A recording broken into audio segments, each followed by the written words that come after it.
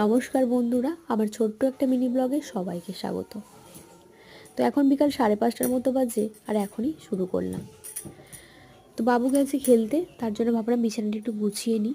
আর বাবা মাও হাঁটতে গিয়েছে, তো বাড়িতে এখন কেউ নেই, আমি একা। তো বিকালে কাজকর্ম সবই হয়ে গেছে, কাকিমাও বাসন মেজে চলে গিয়েছে। আর একটা দিন হয়তো মাজবে, কালকের দিনটা। তারপর থেকে আর আমি ওনাকে রাখবো না, কারণ না, ওনাকে খুবই ভালোবাসতাম, কাকিমার মতো সম্মান করতাম। আমি অনেক ভিডিওতেও দেখিয়েছি উনি একাদশী করতো, আমি ওনাকে রুটি করেও দিয়েছি। আমার রুটি করার না, তাও আমি ওনার জন্য করেছি। উপোস করলে আমি ওনাকে ফল টলও দিয়েছি। কিন্তু ওই যে মানুষকে বেশি ভালোবাসলে, বেশি প্রশ্রয় দিলে সে তোমার মাথায় উঠবে, তো সেটাই আর কি।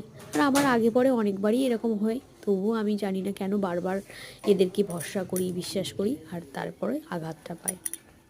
তো যাই হোক, কারণ ওনার সঙ্গে আমার কয়েকটা কথা নিয়ে খুবই হয়েছে। তবে আমি বলেইছিলাম ওনাকে ছাড়িয়ে দেবো, কারণ ভীষণভাবে উনি কামাই করেন, তো সব সময় তো সব অ্যাডজাস্ট করা যায় না।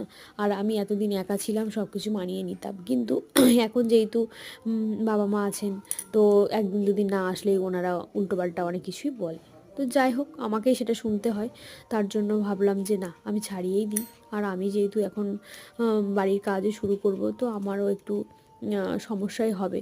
তো তার জন্য আমি বলেছিলাম ভালোভাবে অনেক কমাস আগেই, যে কাকিমা আমি আর 1-2 মাস করাবো, তারপরে অন্য জায়গায় কাজ দেখো, পরে তখন কোনো সমস্যা হলে তোমাকে ডাকবো। তো উনি সেই মতোই মেনে নিয়েছিল। কিন্তু পরশুদিন আমার সাথে, মানে 2 দিন আগে আমার সাথে কোনো একটা কথা নিয়ে একটু অশান্তি হয়। অশান্তি বলতে একটু রাগারাগি হয়, উনি আমার ওপর একটু ক্ষিপ্ত হয়ে যায়। যেহেতু আমার শ্বশুর শাশুড়ি আছেন প্রায় 2 মাস, তো সেই তো একটু বাসনপত্র তো বেশি হবেই। তবুও বেশিরভাগটা আমাদের মেজে নেওয়া হয়, তবে একটু বেশি হচ্ছিল। যেহেতু আমরা যেখানে 3জন ছিলাম, সেখানে যদি 2জন বাড়তি হয়, তাহলে তো একটু বাড়বেই।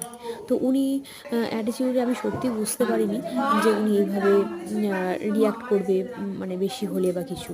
কারণ এই দীর্ঘদিন ধরে ওরা আছে, 2 মাস মতো হয়ে গেল, কোনো দিনও সেভাবে কিছু বলেনি। তো আমিও রেগুলারলি দিই, যেমন বাসন তেমনই দিই, তার মধ্যে কিছু কিছু করে নিই। আর মাকেও বলি বেশি বেশি প্লেট বা চা খাওয়ার কাপ টাপগুলো বের করে দেবে না, এগুলো আমি ধুয়ে নেবো। কিন্তু উনি ওই যে বোঝে না, গিয়ে দিয়ে আসে। তো যাই হোক, সেই দিনের সেই সমস্ত রাগগুলো তাই আমার সন্ধ্যার সময় অনেক কথা বলে গেল। একটা কাজ করে আমার বাড়িতে, সে আমাকে 4টে কথা শুনিয়ে চলে গেল, আর আমি তার প্রতি উত্তরে একটা কিছু প্রতিবাদও করতে পারলাম না।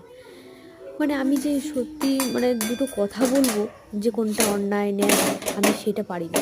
আমার তার আগেই চোখে জল চলে আসে। কেন জানি না, ভগবান আমাকে এইভাবে তৈরি করেছে, যেখানে কথা বলা উচিত সেখানে আমি বলতে পারি না। তো যাই হোক, তার জন্য আমি আর কি ছাড়িয়ে দেবো, আমাকে আর